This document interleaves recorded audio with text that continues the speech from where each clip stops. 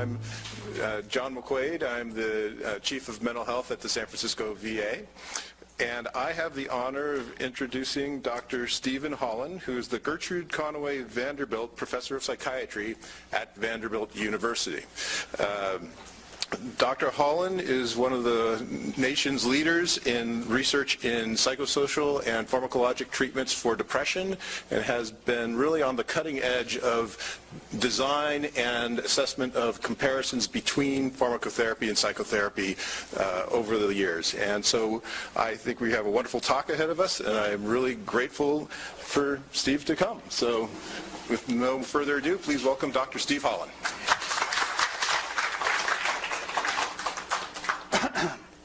We're live? Good, thank you. I think if I understand correctly, we have until 9:30. Typically, people are encouraged to save questions till the end. I have no problem taking questions throughout. If things you want to ask about, things you want to comment on, expressions of outrage, please feel free to bring them up at any point. We'll have time at the end as well. I'll start with two apologies in advance. One of the apologies is my standard, which is I'll get into this and I'll start speaking rapidly. And I don't mean to do that, but I do that. And if I start going too fast, if the slides become a blur, somebody please slow me down, and we'll try to slow on that. The second thing is the last couple of years I've had the great good fortune to get involved with Vikram Patel and colleagues in India and doing some actually marvelous things with task shifting, training essentially young high school graduates to do behavioral activation. They're getting some really nice results with that. But as a side consequence, maybe I picked up malaria, maybe that gives me a little bit of anemia, maybe that gets me a little breathless at times. So if you catch me starting to stop for air, that's pretty much where that comes from. What I want to do today is to, I should say I have no financial conflicts to disclose. All my conflicts are interpersonal in nature. I want to talk today about depression. I'm going to talk particularly about what for me has been a lifetime of work, which is looking for and identifying an enduring effect for the cognitive behavioral interventions. I also want to put that in contrast to psychopharmacology, which, as marvelous as it is, works as long as the medications work as long as you take them, but not necessarily longer. All that being said, there are emerging indications that just suggest that medications may work to suppress symptoms, which they do quite nicely for a lot of folks, might work to suppress symptoms in a way that actually prolongs the underlying episode. I'll get into that as we go through the talk. But I want to start out by talking about the temporality in depression, and it is probably the disorder which is the most temporal in nature. If you have a specific phobia, I'm not wild about spiders, tough on the spiders because I'm larger. I'm not wild about spiders. I wasn't at age 5, I wasn't at age 25, I expect to be at age 75, the same. But depression, and I'm not bothered by spiders if there are no spiders around, but depression tends to come and go on a temporal basis. And when you're depressed at home, at work, et cetera, and then 6 months later you're not, if you're lucky. And this is one of the two most famous slides in the depression area, the 5 R's, David Kupfer, and then expanded with Ellen Frank and John Rush. If you start out being in a non-depressed state and you start becoming symptomatic, and then all the way to a full diagnosable episode of depression, and then you start somebody on medication at about that point in time, you can shorten the period of time that they're symptomatic. You get them back about halfway back. That's what we call response. That's based on pharmacological trials, about a 50% reduction in the symptoms of depression. Now, that's not well, that's better. If you get them all the way back to where they're largely asymptomatic, or at least as good as they were before they got depressed, and somebody who's been chronically depressed, you're getting them back to where they were before the episode really deepened. But we talk about that as being remission, when somebody's largely asymptomatic. That's the second R. If you were to take the medications away during this period of risk, most episodes, we don't know for sure, but most episodes end on their own. That's what we call spontaneous remission. And generally within about 6 to 9 months of the onset, the person will be out of the episode. We can define that expected length of time for the episode with this dashed line. If you were to take the medications away between the time that the episode would have run its course on its own, the fourth R, recovery, our third R is relapse. That means the person has become symptomatic again, but it's not a whole new episode. It's the old episode coming back. It's as if any of you all that have had children and had a child that had an ear infection, the child's feverish, the ear is painful, you take them to the pediatrician puts them on an antibiotic and says, now they're probably going to start feeling better within a day or so, but don't stop the antibiotic. It's going to be about 7 to 10 days before the infection's out of the system. If you stop it too soon, the underlying infection in the system will reassert itself. That's what we think is going on in depression. I'm old enough to remember when pharmacotherapists put somebody on medication and then stopped when they got better, and we learned very bitterly and very quickly that you don't want to do that. You want to keep them on medication well past the time that they're asymptomatic, because whatever's driving the underlying episode has not worked itself out. You're suppressing the symptoms with the medication, but you're not affecting the course of the underlying episode, and they're at high risk of relapse. Once you get to recovery, then if you're going to stop the medication, that's a time you might want to think about doing that, because anybody who's ever been depressed is at 3 to 5 times greater risk of getting depressed again in the future than somebody that's never been depressed. But that's about 3 times less likely than if you take the medications away prematurely. So if you're still in episode, the odds are about 3 to 5 times greater that the episode's going to bounce back on you than if you wait long enough to where you're probably in recovery, and then you might have an onset of a wholly new episode, what we would call recurrence. Kids can get another ear infection down the line, but you reduce the risk there. Increasingly in this country, as those of you all in the audience who are psychiatrically disposed would know, increasingly in this country, good pharmacotherapists, if they're working with somebody who has a history of chronic, recurrent, or especially chronic depression, they're never going to bring up coming off medication. They're going to get somebody stabilized on medication, and they're not going to talk about coming off it. My absolutely first-rate psychiatric colleagues, Rick Shelton, Jay Amsterdam, Jan Foster, John Zajaca, etc., they don't bring it up. And they don't bring it up because they know that anybody with a history of depression is going to be at risk of getting depressed again, and in their armamentarium, the best thing you do is get them on stable maintenance medications and keep them there.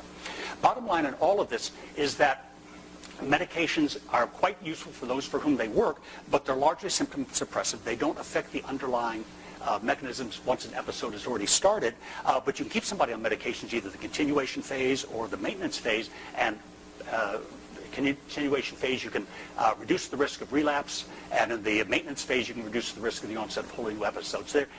When they work for somebody, they work, and they're pretty efficacious, but they only work while you take them.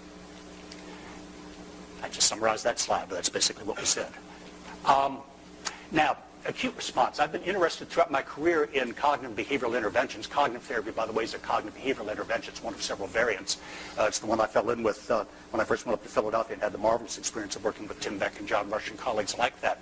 Now, cognitive therapy looked to be fairly adequate in earlier trials. The first trial, the Rush et al., we actually beat medications, but we beat medications because we did a really lousy job of pharmacotherapy. I don't know if they still have it, but the physician's desk reference, which was the Bible in those days, was basically designed to keep physicians from getting sued, not to get your patients better. And something like imipramine that we used, we only allowed doses up to 300 milligrams a day, and we stopped the medication about 2 weeks before the end of the trial because we thought it was appropriate to bring data. There are a lot of reasons why we screwed up the pharmacotherapy there. And subsequent trials, if you do adequate pharmacotherapy, it's really a really well-done cognitive behavioral intervention can maybe keep up with it, but or IPT can maybe keep up with it, but it's a hard thing to match. The general notion in the field had developed nonetheless, and almost old attitudes, old habits coming back in, that you could get away with a psychosocial intervention, cognitive therapy, behavioral therapies, although they weren't that powerful yet, interpersonal psychotherapy. You could get away with that for less severely depressed patients, but for more severely depressed patients, you really needed to medicate them. Let's see if I have that on it. Yeah, there we go. This from the 2000 American Psychiatric Association treatment guidelines. Antidepressant medication should be provided for moderate to severe disorders unless ECT is planned. We're not necessarily talking about psychotic depression. We're talking about MDD, major depressive disorder, just the more severe variant of it. My colleagues Rob DeRubis and Jay Amsterdam at Penn and myself and Rick Shelton at Vanderbilt were a little curious about that. So we did a trial back in the, started in the late 90s and carried on into the aughts. We did a trial where we only focused on more severely depressed patients. Everybody had to meet criteria for major depression, and then we did a slice. They had to have Hamilton's 20 and above over at least 2 consecutive weeks. That's essentially the upper half of the severity criterion for continuum for non-psychotic patients. And I should say we went out looking for severity. We also got a lot of chronicity and comorbidity. About 2/3 of our sample met criterion for at least one or more other axis 1 disorders. The only thing we ruled out was history of psychosis, schizophrenia, and or bipolar 1. Bipolar 2, we went a little soft on. Our basic working adage was they couldn't be more hypomanic than any of the psychological PIs, and we also were pretty loose about letting folks in that had a bit of a drinking problem. Again, the rule of thumb there was they couldn't drink more than our psychiatric PIs. And with J. Amsterdam in the group, that's a pretty high bar. So we had a fairly representative heterogeneous, two-thirds mecriterion for one of the axis 1 disorder, about 30% for a substance abuse disorder, about half of them met criterion for an axis 2 disorder, mostly the cluster C, but some cluster B as well. We then randomized either to cognitive therapy alone or to antidepressant medication alone. In this particular trial, it was paroxetine. We wanted an SSRI. We wanted the SSRI that had the best evidence for being efficacious for more severely depressed patients. In the time, that was it, or a pill placebo. We wanted to do a placebo-controlled trial because I'm a big fan of assay sensitivity. I'm not a big fan of non-inferiority trials because you never know. There are a lot of different ways to screw up a trial, and having inadequate sample size is only one of them.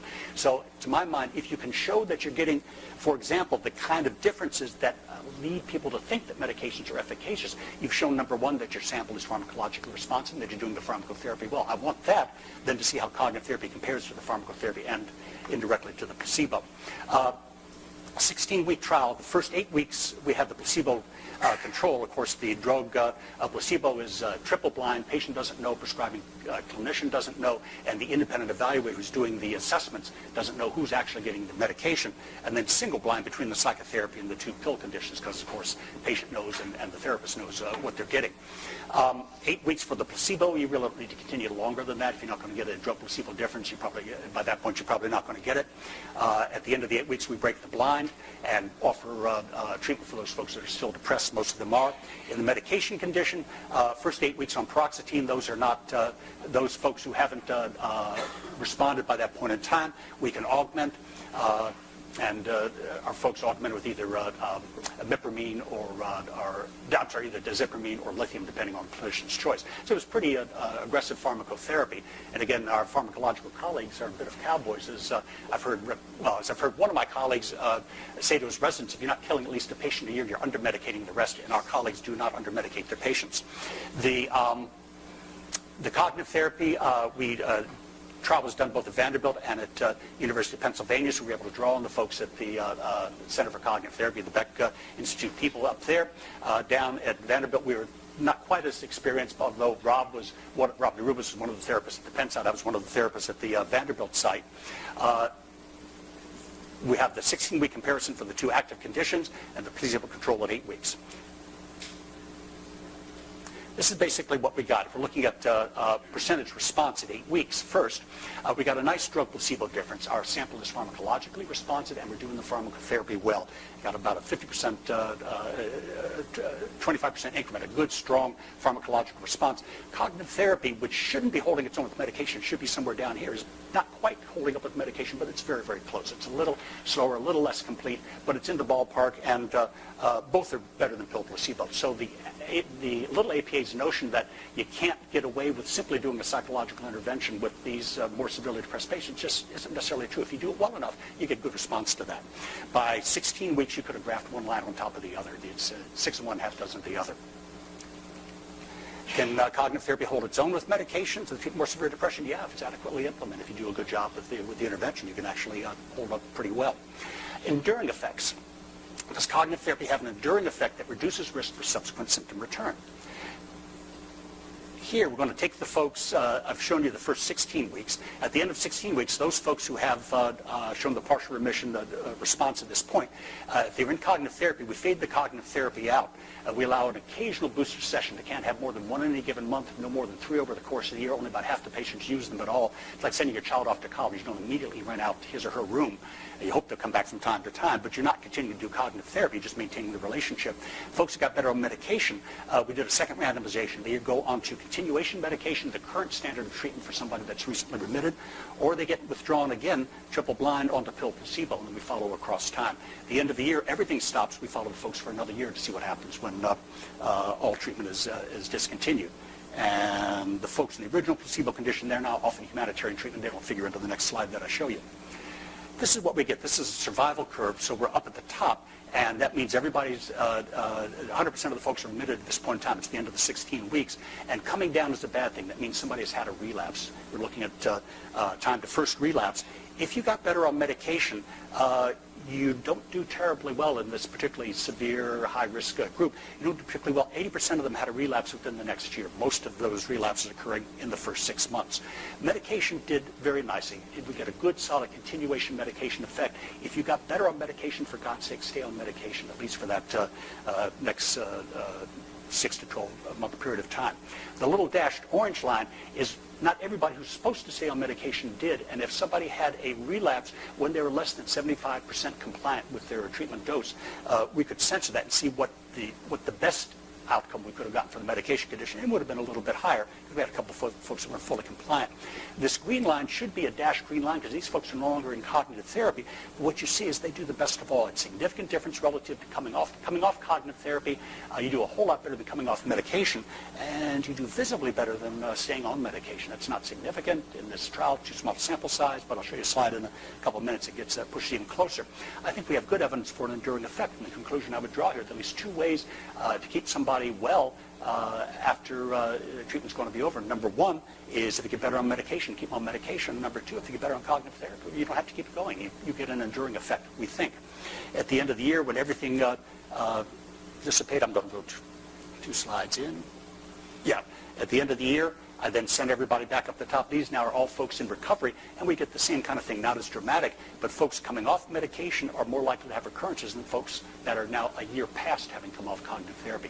It looks like we get an enduring effect. It looks like it extends perhaps to the prevention of recurrence. I'll go back to this. Pim Kuipers, I don't know if you guys know, is a meta-analytic type quantitative psychologist, one of the best in the field, and he does these meta-analyses without bias. He goes in without trying to prove anything, and he comes up with these really neat kinds of things. Pim took a look at the 8 studies in the literature that compared prior cognitive therapy to prior medication. What I just showed you was the Hollon, that was one of the 8. And of those 8 trials, dating back to the original Kovacs in 81 after the Rush et al. Trial, of those 8 trials, 7 of the 8, one, by the way, is the break-even point. To the left, prior medications do better. To the right, prior cognitive therapy did better. 7 of the 8 go to the right, and 6 of the 8 go more than odds ratio of greater than 2. What that means is you're cutting risk by more than half. The overall effect is 2.61 across all the 8 trials, which means you're reducing risk for subsequent relapse by more than half by having treated folks with cognitive therapy as opposed to medication. That's one of the most robust effects I've seen in the psychotherapy literature. The only study that goes the other way is Robin Jarrett's very small study, and she even publishes a pilot study with atypical patients. And as you guys know, Robin's absolutely marvelous, but Robin's primary focus for research is looking at continuation cognitive therapy. And if I were looking at continuation cognitive therapy, I wouldn't work that hard to get an enduring effect in the first place. It just cuts against the grain of the notions. So we get what looks to me like a fairly robust effect. We then take a look at how cognitive therapy compares to continuation medication. Because again, we have a pretty good idea that continuing medications is a good thing to do.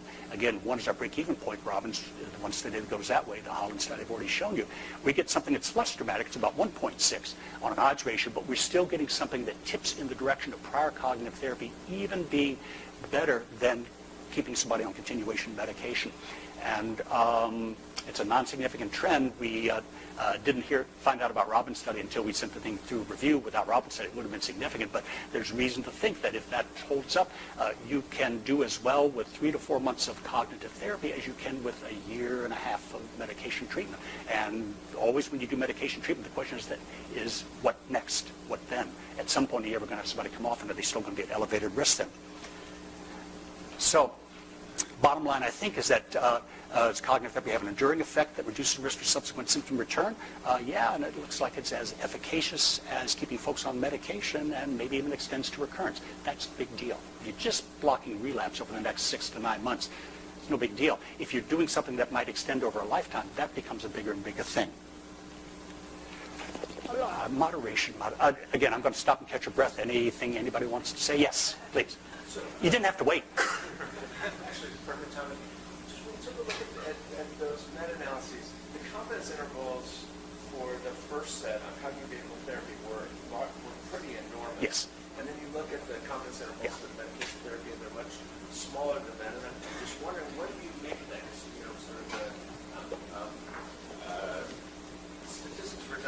tell me that looks like you're underpowered with regard to those studies because you have such enormous confidence intervals. Okay. And so, is it a fair comparison? If it looks like you might be underpowered here, I don't see the ends, but what do you make of it? Yeah. And so you're looking at the confidence intervals, the upper limit, lower limit? Yeah. And you're pulling out the difference between the meds and the... Just if you look at the next slide, I think the most that you have in your confidence intervals are, well, you've got one that looks like an outlier, but the rest of them look like they're pretty reasonable. And so I'm just wondering, so you're estimating the effect sizes. Two things. Number one, most of these studies are smaller and older, so it wouldn't surprise me. And the odds ratio we're showing is the contrast between the cognitive therapy and the medications. So we're doing that across older studies. And at the same time, I'm going to say this, although I don't fully believe it. My wife's mentor was Marty Seligman, and what Marty Seligman always used to say is that if you get an effect in a small sample, that's really something to take. That means it's a big effect. Now, we know we can't have a lot of... Yeah, gotcha. So that's why I used his name and not mine. Yeah. Yes. Yes. In a 16-week study that we used at 12 months, Yeah. what was the placebo? Pill placebo. So and how often were visits? Same as the medication condition. Okay. All identical. Yeah. So fair amount of content. Yes, fair amount of content. It was true pharmacotherapy the way you might expect to get with a good pharmacotherapist. One more quick Yes. question. One thing you emphasized was adequate implementation. Yeah. And so at some point, would you like to talk a little bit about adequate implementation compared to what is often delivered in the... Inadequate implementation. Yeah. I mean, this is a skills-based approach, and it helps if you know how to do it well. It's not that hard to learn how to do it well. I think we get to do a workshop after this where we kind of talk about those kind of things. For example, we will do things like tape sessions, send them off to independent raters, and we tape sessions, send them off to independent raters, for example, folks back in Philadelphia, the Beck Institute, et cetera. And we usually get ratings on our cognitive therapy stuff that's up in the mid-40s to mid to high 40s, up to close to 50 on the individual sessions. We did the same thing with the Remission trial, the lovely behavioral activation trial out of Seattle, where basically the supervision was long distance, and in those days you had to copy a tape, mail it off, get it back in, and we were getting tape ratings in the high 30s. It's a difference, and this stuff's not magic. If you do it reasonably well, you get reasonably good results. If you don't do it reasonably well, you get placebo results. Yeah. Ricardo. Your presentation here suggests you can prevent recurrence Yes. of that, Maybe. right? Maybe. Why wait until people are depressed to teach them these things? Oh, yeah. Why not teach them Yep. to prevent that episode in the first place? Yep. I've been either living with or married to my current, my partner, Judy Garber, for close to over 40 years now. And she says the same thing. Judy, Ricardo is in the area of prevention. And what she points out to me is her work is about 16 times more valuable than mine. And she's right. There's a clear mathematical relation. An ounce of prevention is worth a pound of cure. And she's absolutely right. We have the technologies now. We have the ability now to get out in front of this process. And my goodness, isn't that better than waiting till somebody gets depressed to treat them? So yeah, I couldn't agree more. It's hard to get funding for those trials. And although England Wellcome Trust is funding a trial now with MBCT, mindfulness-based cognitive therapy, where they're putting it in schools across big swatches of England. So it's almost like driver's education. They're technologies that we already have at our disposal that can help people not fall into the illness in the first place. Close? And certainly, you guys know Ricardo's doing marvelous things along this line, and using the internet, and using extending to hundreds, thousands, millions of people by now, I would guess. More back here. Comment on the issue of motivation, because one thing my experience of treating people with more severe depression, this big issue around getting Yep. people motivated, Yep. even in a research setting, presumably there's a lot of effort around follow-up, et cetera, but how do you sort of figure it out in the Yep. real world setting? Well, again, I've also functioned in non-research settings and along this kind of lines. The essence of depression is people are not motivated. And it's not that they don't want, it's that they don't think they can get. So you start small and you build on those little parts. Again, the kind of very basic behavioral things that Ricardo and Peter Lewinson and folks that line came up with. You take little small steps at first. It's like getting a locomotive engine going from standing stop. It's hardest to get from 0 to 1 mile an hour. Once you get to 1, it's a little easier to get to 2, et cetera, et cetera. Pretty soon you got it roaring down the tracks. And we just kind of build on that. Little small steps, get things rolling at first. And always, if you bring in the slightly more cognitive aspect that you're not trying to talking about their beliefs per se, but they're saying something like, well, I don't think I could get to the party. If I got to the party, I think I would enjoy it. You take it, break it down in little small steps, and then if they find out they actually got to the party and they enjoyed it a little more than they thought they would. The key thing, by the way, also about anhedonia, for most folks who are depressed, it's not that they can't experience pleasure, it's that they don't expect to, so they don't try. You look at Behringer's distinction between wanting and liking. In depression, we have a deficit in wanting, probably related to the sense I'm going to enjoy. If you get them in that situation, and behavior's been doing this for 5 decades, and get them in the situation, they tend to enjoy it more than they thought they would. That is then feedback that helps to build the motivation. So you kind of build on little small things. But you're absolutely right. That's probably the single biggest thing is cutting through that miasma. That's just, I think it's a sine qua non of depression. Yeah. Anything else before I go on to the good stuff? Yeah.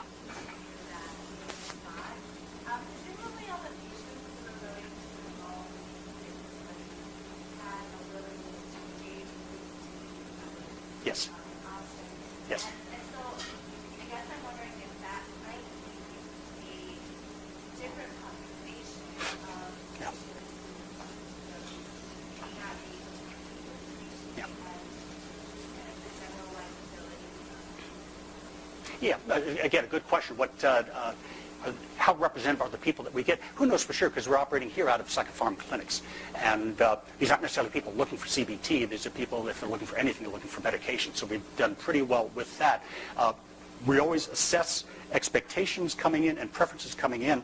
And at least for us, we've never found a relationship there. Maybe a little bit with people that don't start. If you get the wrong thing, we lose about 4 to 5% of our sample. The people that just don't start their treatment, they don't get what they're looking for. But we've never found a predictive of subsequent response in our trials. And is it generalizable? Who knows for sure? We don't advertise for CBT. That's one of the reasons why that's why I left Philadelphia. I was asked to leave Philadelphia, but one of the things, once you get away from, it's hard to do these kind of trials at the Center for Cognitive Therapy, but if you're anywhere else, if you're at a psychopharm clinic, then you get them a little more nicely. So we get a curious phenomenon. The curious phenomenon is whenever we start a new trial, what we're going to do is we're going to have government pay for treatment. And what we get is a dump of the patients in the community that we send letters around to the community, and we get a dump of the patients that are the kind of folks that are hanging on people's caseloads that they're not being able to do enough for. So we don't necessarily get an easy swatch of patients, and a lot of these folks are the people that we try to dissuade them from the notion this is the last chance. A lot of various things you can do, but I don't think we necessarily get an easy research kind of setting of things. 30 years ago, maybe a little more of that. Nowadays, it's not the case. Now, people like Mary Beth Connolly, there's an extra name in there, tucked in there somewhere, and has done a trial in Philadelphia in a community sample where she finds that CBT holds its own very nicely with dynamic psychotherapy and vice versa. Those are live on the fly patients and in any kind of setting. So it's a concern, but I don't think it's necessarily something that doesn't speak to the generalizability here, but a good thing to be concerned about. Anything else before I go on? Okay. I'm going to pick up the pace just so I love the question. I'm going to pick up the pace just a little bit because the slides I most want to show you are tucked away at the end. So if you could listen a little more rapidly, please. Moderation. This is, I think, the hottest area going. My longtime friend, colleague, Rob Narubis, has done some really marvelous things. He's developed something he calls a Personalized Advantage Index, and he's now extended it to machine learning, as a number of other folks in other areas have. Let me show you this. In our trial that I just showed you, we had a number of moderators, things that predict differential response to the different interventions. For example, if you walked in the door with a personality disorder, you did better on medications than you did on cognitive therapy. If you walked in the door without a personality disorder, you did better on cognitive therapy than you did on medications. We didn't expect that. When we showed Jay Amsterdam the results, he said, well, of course. I said, what do you mean, of course, Jay? If you told us that in the first place, we wouldn't have to call it a post-hoc finding. He said, well, look, what happens with animals when you put them on medications? The SSRIs do two things. They make animals less stress reactive and less impulsive. Now think about, what do people do with personalities? They act out under stress. It's almost a no-brainer that you're going to get a better response there. Now, and again, this is only 4 months of cognitive therapy. It also turns out, I'm not going to show you the slide, but it turns out those folks, that excess response of the personality disorder folks, these are the people most at risk when you take the medications away. So indirectly, I come back and say, my goodness, if you're going to have anybody that just start on medications, keep on medication, get somebody with an access to disorder. Can you guys think of anybody that that the country might benefit if that person were on an SSRI? I can. The number of prior exposures was a negative predictor for medication. The more prior trials you've been on, successful or not, the less likely you were likely to do, and not for cognitive therapy. My colleague Jay Amsterdam is convinced that indicates progressive resistance to serotonergic medications. There's another interpretation, which is, if you're not going to respond to medications, mostly nowadays we're using serotonergic medications, then they're going to chase you with more medications. So it could be that being on medications makes you more resistant over time, or it could be that being resistant makes you more likely to be on more medications, and it could go either direction. And that's an ordinal interaction. It only affects the one condition, not the other. If you are married, you do particularly likely to do well on cognitive therapy. We don't know why that is, but it's been replicated a couple of times. Maybe if you're good at relationships, you're more likely to get something out of having a therapeutic relationship where you spend more time talking with your therapist. If you're unemployed, you're not going to do so well on medications, even though you're going to respond as well pharmacologically, so that employment status is a negative predictor for the medication condition. And the number of precipitants. The fewer the precipitants, the less difference between the two. The more precipitants for this particular episode, the more likely the difference, and it goes in the favor of cognitive therapy. What Rob and the students did is put them together in the form of a larger algorithm. You've got just short of a half dozen indicators here. What happens if you put them together and get a good multivariate predictor? You get something that looks like this. You can identify for a large segment of the sample, about 40%, it doesn't make much difference which they get according to the predictors. For the other 60%, it makes a difference, and you start getting up a clinically significant advantage predicted for one condition to the other. It turns out about 30% of our sample would have done better on medication, half got it, half didn't. About 30% of our sample would have gotten better on cognitive therapy, about half didn't, got it, about half didn't. And if you look at the folks who got match versus mismatch, you've got randomized to your optimal condition, you did considerably better than if you got mismatched to the non-optimal condition. What this implies is if we just sort out who ought to get what using these treatment selection algorithms, we can improve the quality of our mental health system without changing the treatments that are involved. We can do a much better job of getting the right treatment for the right person. This is the Gordon Paul dream, and we now have technologies that we begin to use that we can do this. As I said, Rob and folks like Ron Kessler and others are extending this now. They're using machine learning, which is selection algorithms on steroids. And the only risk there is that you might be oversampling separate ways you can build in to test that. And I just think that we're in whole new worlds in terms of what we can do. And we don't have to wait for we ought to do new studies. We don't have to wait for, because we can take any existing data set in a randomized controlled trial and go back and apply these kind of characteristics to them. And somebody like Pim Kuipers that's collected all of the randomized, for example, drug versus cognitive therapy comparisons, got about 20 randomized controlled trials and tens of thousands. It's marvel what we're going to be able to do with this kind of thing. Moderation. Do different patients respond to different treatments? Yeah, it looks like they do. And my guess is that it's not just cognitive therapy and medications. My guess is we're going to have to identify a cohort of folks that are just going to do better in dynamic psychotherapy, a cohort of folks who do better in humanistic psychotherapy. If I were to guess based on nothing other than the fact that different therapists like different therapies, not just different clients are going to like different therapies and be different like to respond, now we can take off to the races. And I know Rob and Zach Cohn, who's actually in this area, the brilliant young former graduate student, now PhD, who's doing kind of a distance postdoc at the moment, but he's in the wine country, and have been running a tournament using the IAP data from England, which is tens of thousands of patients treated, and you can identify what are the best ways of doing this, how to go with that, and it's opening up all new vistas that we could only have dreamed about even a decade ago. Mediation, I'm not going to say much about that, but if we have different interventions that are not necessarily exactly the same, and certainly a psychological intervention and a pharmacological intervention ought to be maximally dissimilar, chances are when they're working, especially if they're working for different, at least for some, but for different individuals, they got to be working through different causal mechanisms.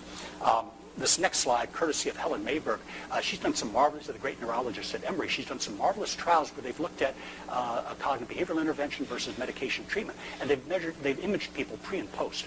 And to summarize across the number of different trials, it looks in the following way. You've got a lot of similar changes over time when somebody gets better, but we're looking here at the differential changes. And the differential changes, those parts of the brain that light up more in folks who got better on cognitive therapy than medications, are almost all cortical, or the areas of the brain that in which the cortex is talking to the limbic system. Those areas of the brain that light up differentially in medication treatment are brainstem and limbic system stuff.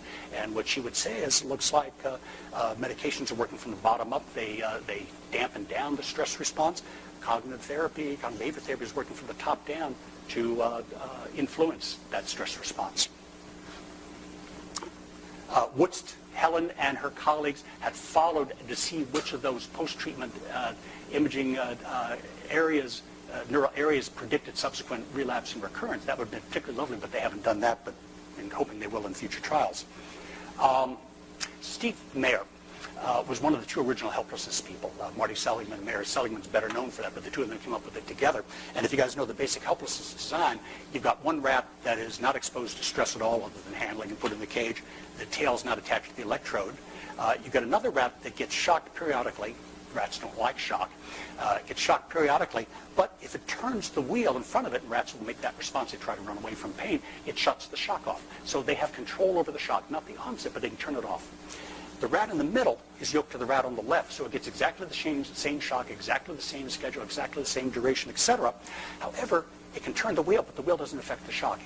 This rat turns off the shock for both of those rats. So the one in the middle is truly helpless. There's no behavior it can make which in any way influences this really nasty thing that rats don't like. Now, it's the rat in the middle that shows the learned helplessness effect, the thing that people talk about as being an analog for depression. And it's one of the things we use to screen for new pharmacological agents. If you can block the helplessness response in these animals, there's a pretty good chance it's going to, well, some chance it's going to work as an antidepressant in humans, etc. Marty Seligman went off in the direction of talking about this as a model for depression in humans. Steve Mayer went in the direction of more basic neuroscience. And what he got interested in doing is tracking the underlying neural basis of that. The other thing he noticed is that it wasn't that these rats did no worse than these rats. These rats actually do better than those rats when you expose them to a subsequent set of stressors. It's as if these rats learn to be helpless. These rats learn to be resilient. You build something up in them that protects them against subsequent slings and arrows of outrageous fortune. And he tracked out the pathways.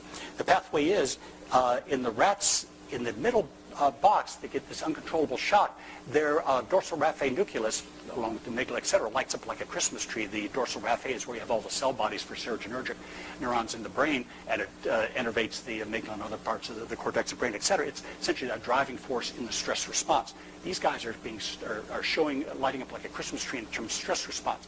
The animals on the left that learn resilience, the area of the brain that's lighting up differentially for them is the ventral medial, well, they're not imaging, they're sacrificing, but the area that is showing differentially for them is the ventral medial prefrontal cortex, which has a descending glutamatergic pathway to the dorsal raphe, which synapses on a GABA in the dorsal raphe, glutamatergic excitatory, GABA inhibitory. That means you're inhibiting the serotonin neurons are firing, you're cutting the stress response off at the pass.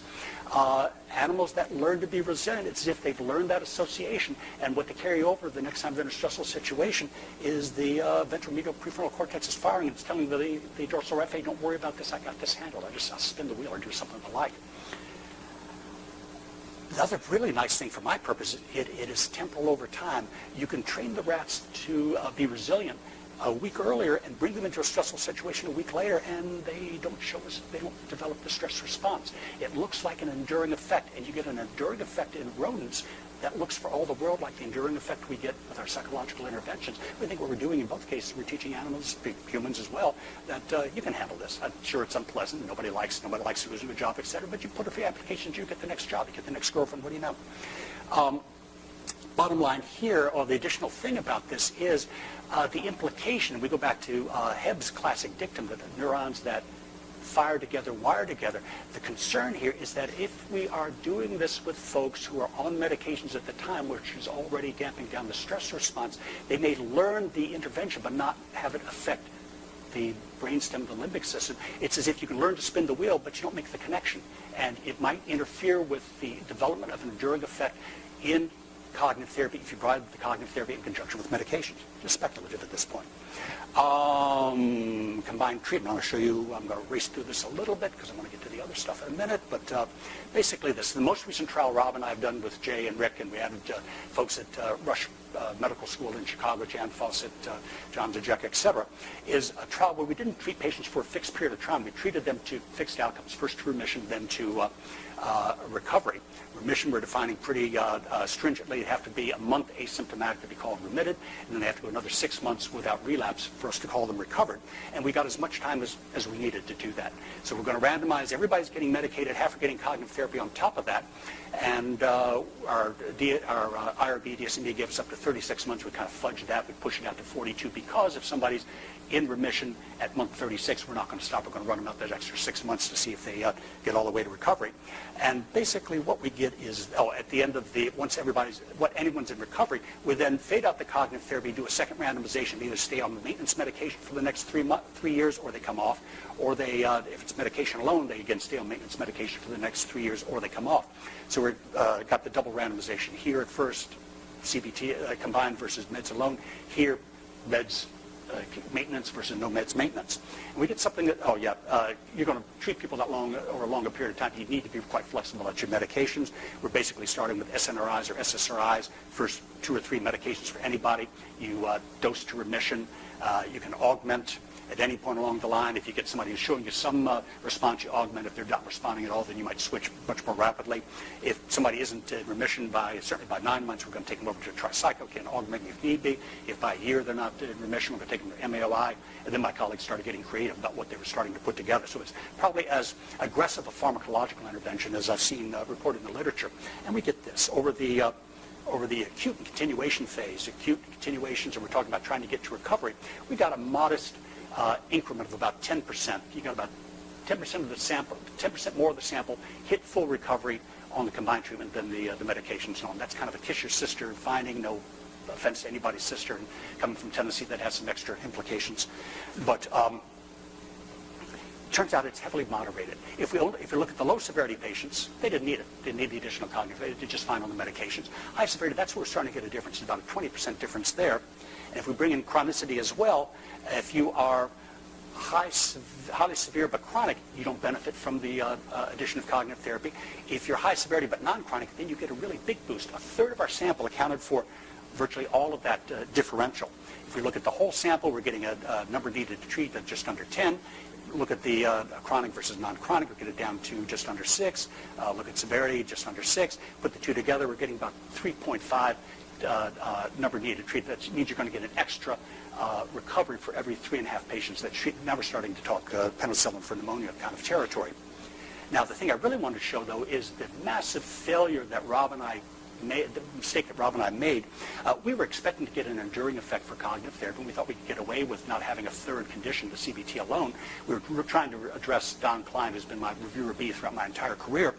And it turns out that when you take medications away, the 2 dashed lines, whether it was with a combined or not, we were not getting a whiff of an enduring effect for cognitive therapy in combination with medication. There's just nothing there.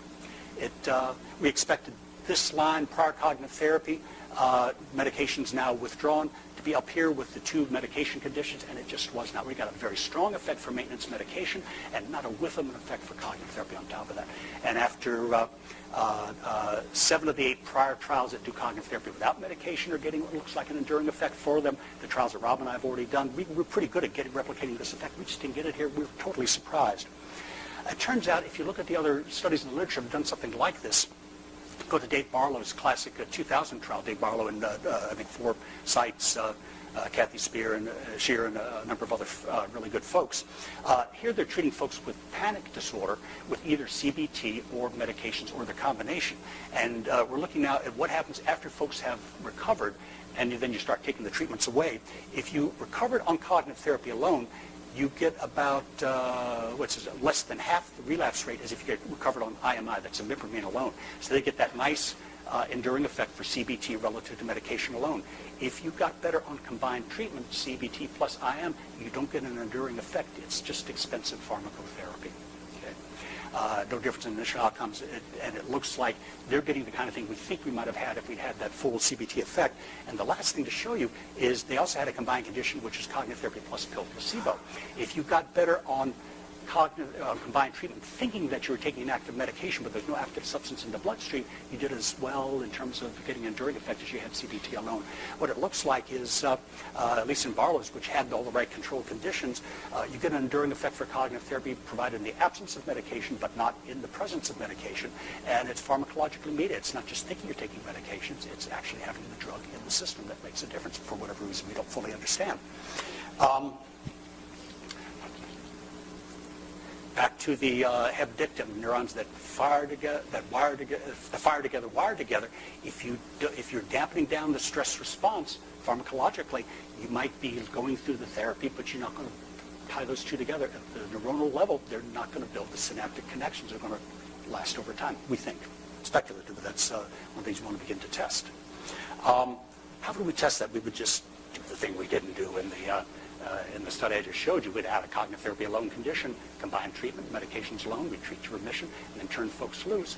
And if combining cognitive therapy with medications dampens down its enduring effect, these guys should do no better than the folks who got better on medication, and these folks ought to do better all the way around. So you could easily test it. So we're looking in hopes that someday we'll get a chance to do that. We'll probably have to have another new NIH director or two before that'll happen again. For the last decade, I've not been able to put grants in, but what do I know? Unless I can take them to India. The last home stretch. You guys want to catch your breath? Ask any questions or anything? Okay. How many? Oh.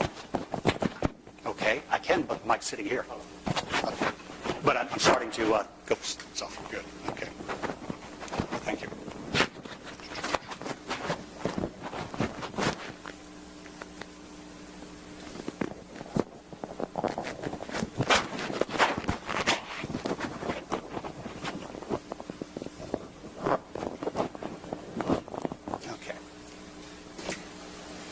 If we don't get better, if we don't get feedback, good. I don't know if you have read Whitaker's book, but it was the scariest thing I've read in the summertime since Jaws. Robert Whitaker's an investigative journalist, and you have to take with a grain of salt the points he makes and the way he makes them, because he makes money by generating controversies. But he did a book back in 2010 that asked the basic question. We've now been 50 years or more into the advent of the psychiatric medications. Have things gotten better? And it turns out they haven't. Now why that may be the case is up for controversy. And let me point out some of the things he talks about. We've had you would expect psychiatric disability rates to go down. They've not. They've exploded. Now, of course, that could be on the right-hand side. They were simply being more liberal in who we put on disability for psychiatric reasons. You might expect that Whitaker points out that unmedicated patients, we only have a couple of old trials that take things like schizophrenia and bipolar 1 and don't medicate patients, but they actually did better in those trials unmedicated than medicated. But it could just be those are older trials, and people with more severe disorders are the ones who are more likely to get medicated, so it may not be always a great comparison. We think prognoses used to be better. When I came through my training, we talked about depression as a disorder which was episodic but typically spontaneously remitted for any given episode, and that might just be on the right-hand side of the old Clint Eastwood, hey, you kids get off my lawn effect. Things always seemed rosier in the old days. It may be that we're just, our earlier methods were just less precise. Medications appear, Whitaker points out, and has some evidence for it, to worsen the course, and my colleagues Rick Shelton and Jay Amsterdam would just say, no, you unmask the underlying course of the disorder when you take folks off the medication. It's not that they're getting worse, you're just medicating the folks who are worse course in the first place. The one thing it's hard to dismiss is the notion that we never used to have pediatric bipolar disorder. It's relatively new. Have somebody show up with bipolar disorder prior to puberty. Now we're getting it, and the response there might be, those kids maybe were always around, we just called them something different in the old days. They're tough little kids, and they're tough controlling things. Bottom line is, on the left-hand side, Whitaker has a single parsimonious explanation. Medications suppress symptoms, but they do so in a way that worsens the course of the underlying disorder. On the right-hand side, you've got an explanation for everything that he points out, but in the history of science, parsimonious explanations typically have turned out to be right more of the time than non-parsimonious collections of explanations. Now, we don't know which it is. If Whitaker is right, then we could be creating and worsening disorders by a heavy reliance on psychiatric medications. If he's wrong, we could be leading people who really need the medications to come off something to their disadvantage. I now want to talk about Paul Andrews, an evolutionary biologist that I've started talking to about the last 5 years or so. Andrews has a very interesting take on this. He thinks of depression as an evolved adaptation. We don't have any problem thinking about pain as an evolved adaptation. It hurts, but it protects us from additional tissue damage. And anybody that saw the girl with the dragon tattoo knows that anybody that can't feel, has a congenital inability to feel pain, is going to get their feet stapled by their half-sister and then killed by a motorcycle gang. We think of anxiety as an evolved adaptation. It serves to protect us from harm.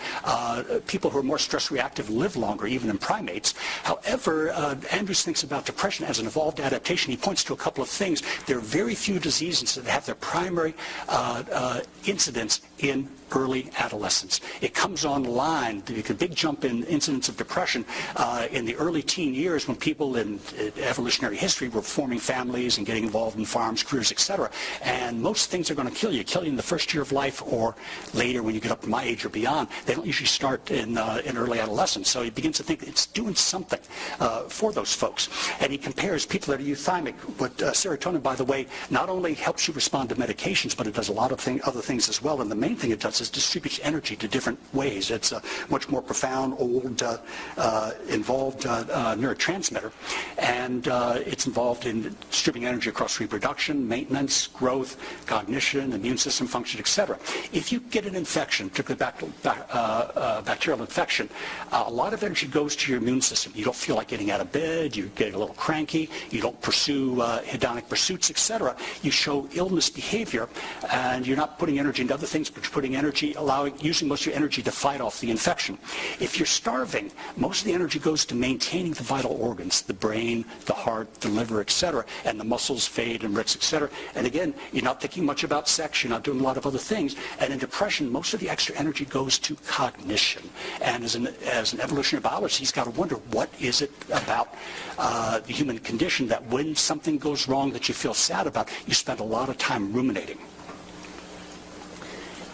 When you get depressed, dorsal raphe innervates a lot of parts in the brain. It innervates the amygdala, which tends to focus attention on the current existing problem. You got a thorn in your paw, you focus on the thorn. The hippocampus, it allocates working memory to thing that you think is causing the depression, and it cuts down on BDNF signaling. You don't need to build new neurons and synapses at that time. It innervates the lateral prefrontal cortex, makes you resistant to distraction. It gets you focused on analyzing the problem. It innervates the nucleus accumbens, dopaminergic systems. You lose interest in things, you become anhedonic, and it innervates the hypothalamus. It turns down growth, reproduction, physical activity. It looks like depression. The thing depression really does is it gets us in our own heads working over whatever it is that we think is bothering us. Ruminating. I used to think of rumination the kind of thing I want to help my clients get rid of. He thinks of the kind of thing that leads, less led, or at least led in evolutionary history to help our ancestors solve problems. He also points out that unipolar depression is about twice as common in women as in men, and the individuals who could least afford, at least the individuals' gene lines could least afford being ostracized by their social group were females that had young to care for, and that's about the time you're starting to have young to care for. And he's suggesting what you have is a system that's designed to help you make amends and heal breaches so you don't get thrown out of the tribe where you're going to starve and your infant's going to get picked off by predators. Interesting notions. This is the other most often shown slide in depression area. This is the NMH neuron. This is the presynaptic neuron coming down, and of course no neuron uses both serotonin and norepinephrine as a transporter, but the same thing holds, the same biochemistry holds for each of them, the same thing could hold for dopamine as well. Postsynaptic neuron here. The way we understand medications working, the antidepressants, is either they block reuptake at the transporter level, that the SNRIs, SSRIs, or tricyclics, or they block degradation, inhibit metabolism in the presynaptic neuron, that's the MAOIs. Each of those mechanisms are going to leave more neurotransmitter in the synapse. And the kind of the psychiatrist on the street notion is the antidepressants work by increasing the amount of transmission through those systems, and particularly the proximal mechanism is putting more neurotransmitter into the synapse, so you have more available to move across and trigger the next transmission through.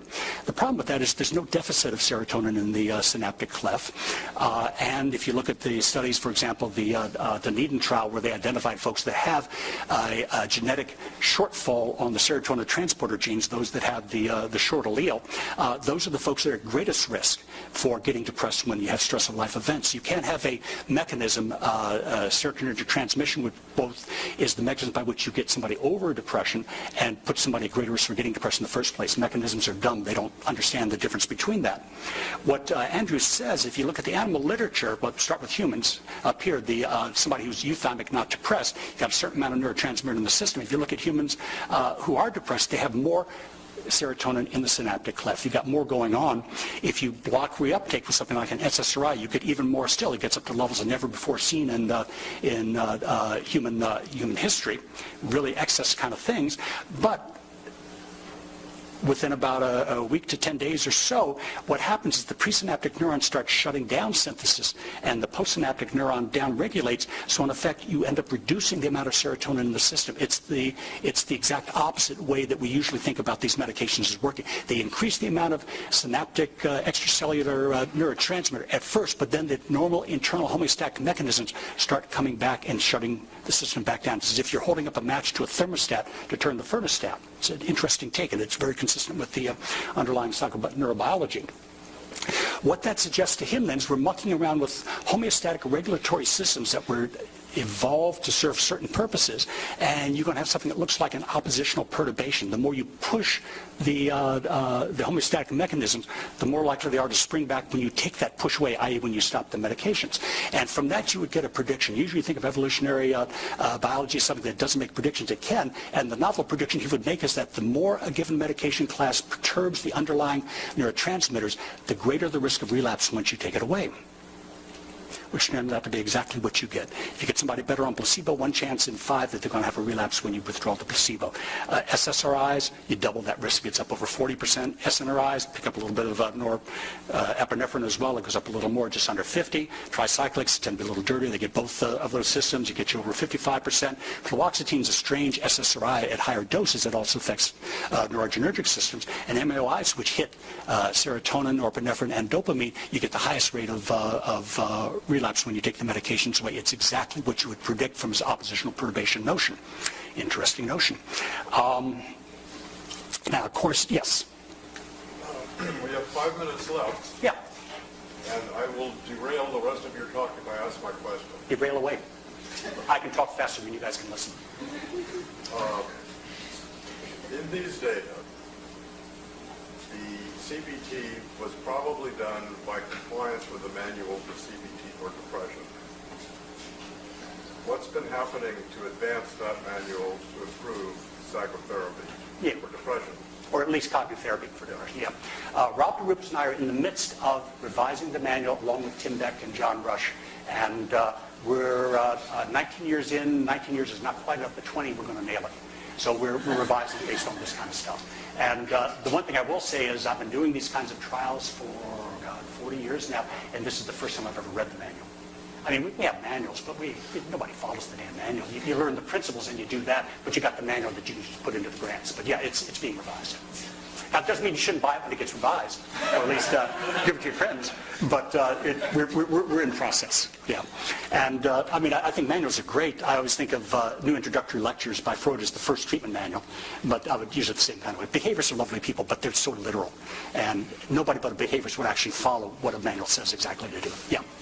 At this particular graph, I wonder if you'd speculate on whether it would be wiser to not start folks on meds at all.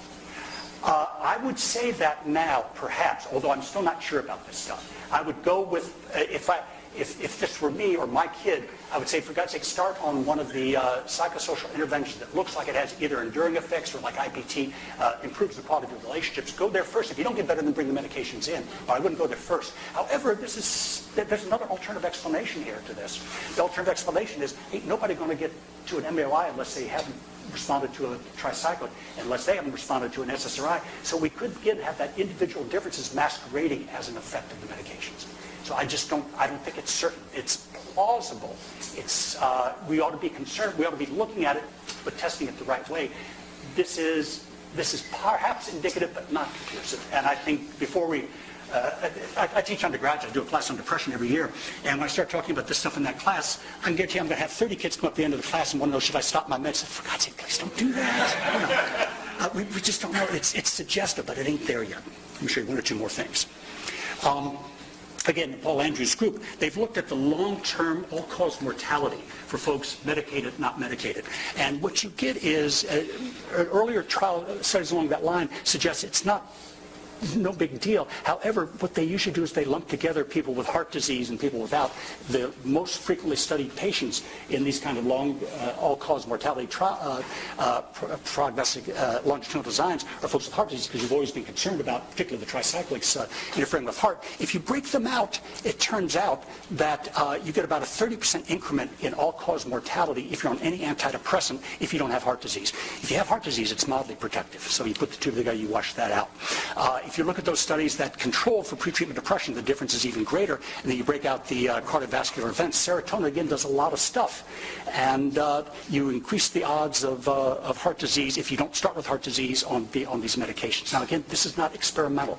This is longitudinal. And you don't want to assume that it's necessarily true. There are other possible explanations. But, my God, we ought to at least be looking into the possibilities. Back to Whitaker. Could be an iatrogenic effect. The last thing I will say is this could be an iatrogenic effect, that the medications do suppress symptoms, but they do so at the expense of mucking up with the underlying homeostatic mechanism, so that whenever you take the medications away, you're at great risk. You still stay at elevated risk for relapse, as opposed to having worked your way down. You don't ever recover on the medications. You just are held in a symptom-free state. And the way I would test that is I would randomize folks to cognitive therapy or medications. I'd use a pill placebo condition. What we know is for less severely depressed patients, anything works better than its absence. Nothing works better than anything else. You have to get up to severity, chronicity, comorbidity dimension before you find a differential effect. And like I showed you in that earlier trial, and for less severely depressed patients, placebo will do as well as either of the other two active interventions. For more severely depressed patients, we'll get half of those. So we'll get about 75% of the folks well into recovery on placebo that we get in the other two modalities. Then we cut them loose and see. If cognitive therapy is truly enduring, these folks ought to be less likely to have recurrences down the line than folks get better on placebo. If medications are iatrogenic, then these folks ought to do worse down the line. And we know that this is better than that. We don't know if that's because this is good or that's bad, and we really ought to find out. The antidepressant medications, SSRIs, are the second most widely prescribed medication in the world, slightly behind statins. And if we're doing harm, we ought to know that. We may not be, but it's plausible. I think we ought to look into that. I stop here. Thank you, guys.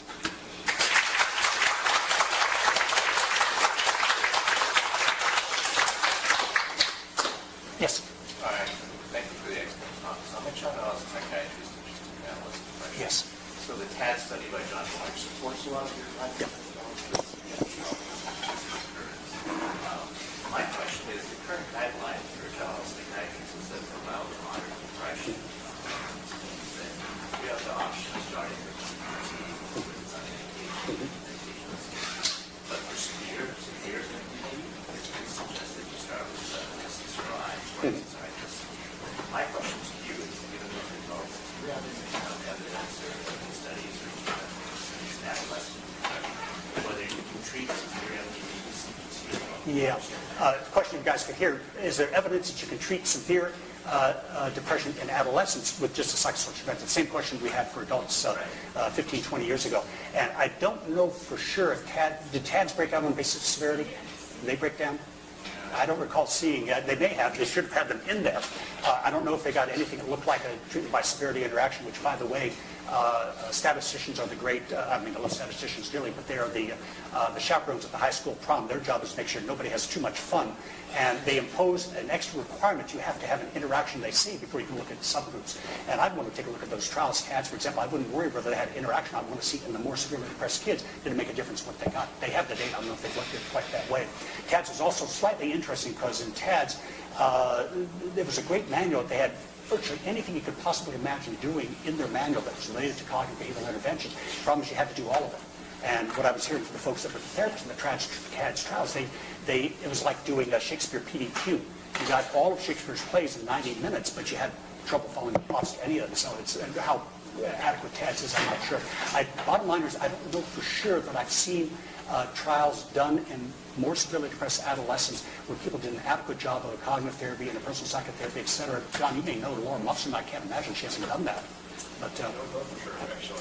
Yeah. We should ask. yeah, it'd be good to ask. The one thing I do know is that I'm a big fan of cognitive behavioral interventions, but interpersonal psychotherapy has had the most robust, best results consistently across time.